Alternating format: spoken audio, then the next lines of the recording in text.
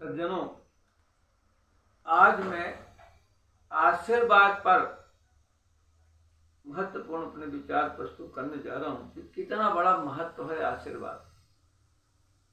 आज का आदमी भटक रहा है और आशीर्वादों से दूर हो रहा है। उसका कारण ये है, बहुत आवश्यक है आज आशीर्वाद। अतः मैं सबसे पहले बताना चाहूंगा कि सर्वप्रथम देखिए, इस संसार में 4 गुरु होते हैं।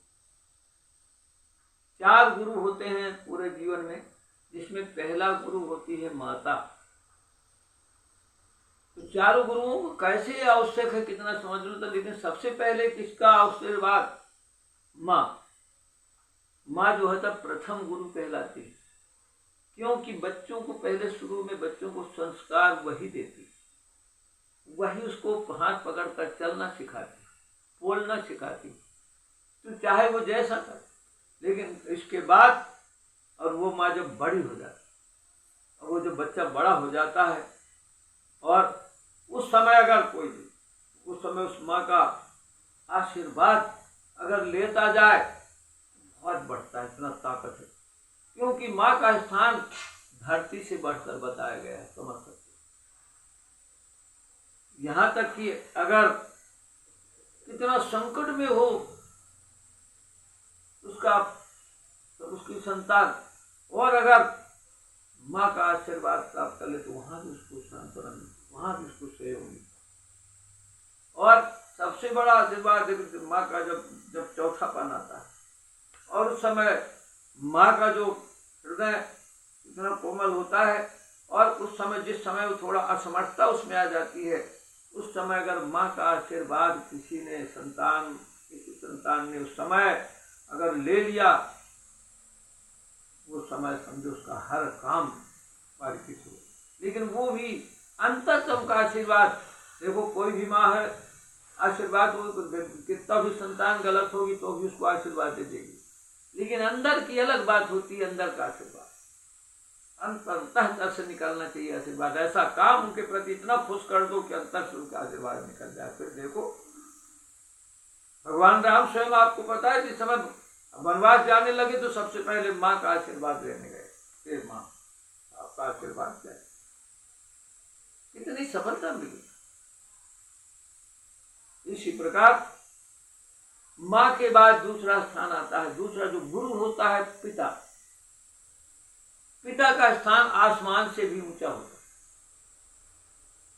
क्योंकि संतान जब छोटी होती तो माँ के सानिध्य में रहती, उसका कमांड माँ कर लेती।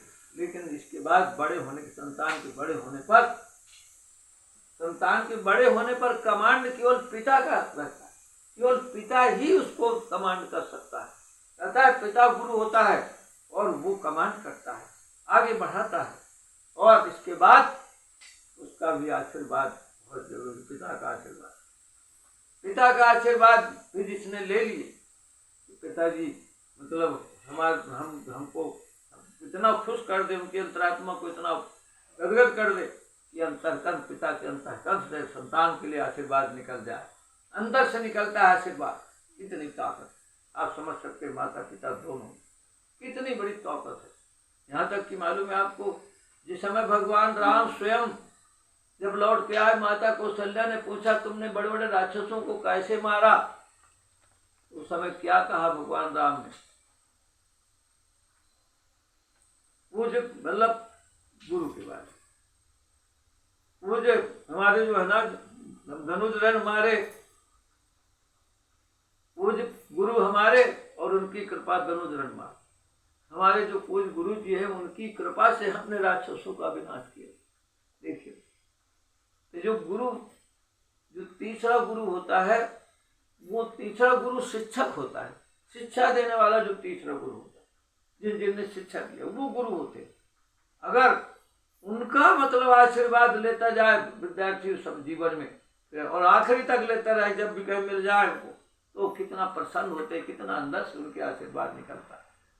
मैं स्वयं अपना उदाहरण बता रहा हूँ कि जब तक हमारे प्राथमिक शाला के गुरु या कहीं भी जो भी मिल जाते रहे, उनके जब उनको साष्टांग दंडवत प्रणाम करते थे तो उनके हृदय से अंदर से आशीर्वाद निकलता था। क्या हो, कैसे आशीर्वाद में इतनी ताकत है, तो ये तीसरा जो शिक्षक वाला गुरु, उनका आशीर्वाद। और जो चौथा होता है वो गुरु जिसमें जो है ना मंत्र देता है, कहते हैं भाई गुरु बनाओ जान के, पानी पीजिए छान के।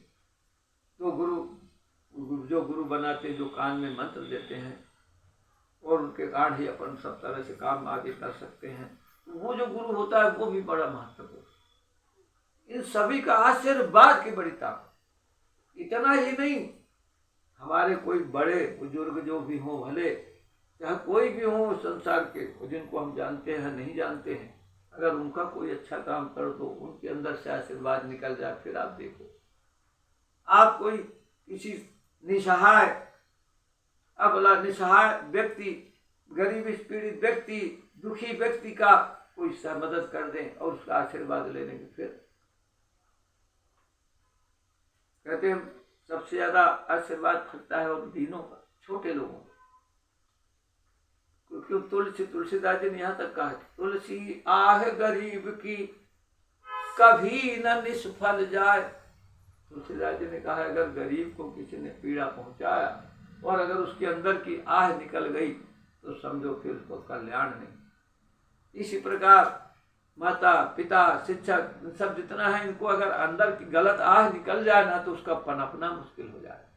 एक तो इतने रहते हैं, वो उनका इतना ममता रहती है कि किसी को आह निकलती नहीं, वो करेंगे ही नहीं। लेकिन अगर ऐसे हम गलत एक ऊपर गलत काम करते रहें और गलत आह निकल जाए तो बड़ा। इतनी आशीर्वाद में ताकत बता रहा हूं, और अंतिम ताकत बोल रहा हूं, आशीर्वाद भगवान का आशीर्वाद।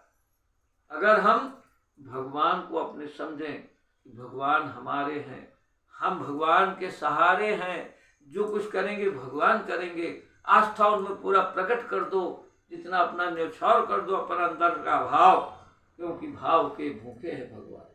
तो भाव के अगर भाव समझ, भगवान जब आदमी समझ जाता है तो भगवान तो भाव एक घटघटवासी, क्यों नहीं समझेंगे वो? क्योंकि कहते हैं कि ऊपर बैठा देखता अरे लोगों को भगवान, पर कुछ कहता है नहीं और वह लेता पहचान। वो तो अंदर अंदर की जानता, वो पहचान लेता। अगर हम उनके प्रति समर्पित आस्थावान बन जाए और वहां से अगर आशीर्वाद उनका मिल गया तो दुनिया की कोई ताकत पैर नहीं कर सकती। सबसे बड़ा आशीर्वाद भगवान।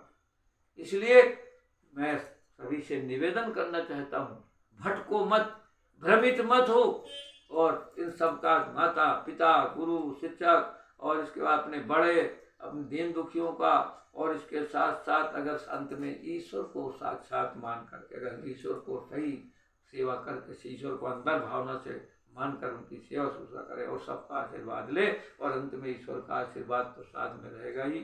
अगर वो सब खुश तो ईश्वर खुद।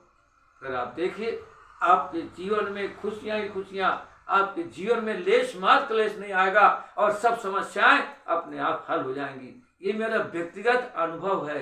इसके अनुसार मैं बार बार सभी से प्रार्थना करता हूँ कि ईश्वर आराधना के साथ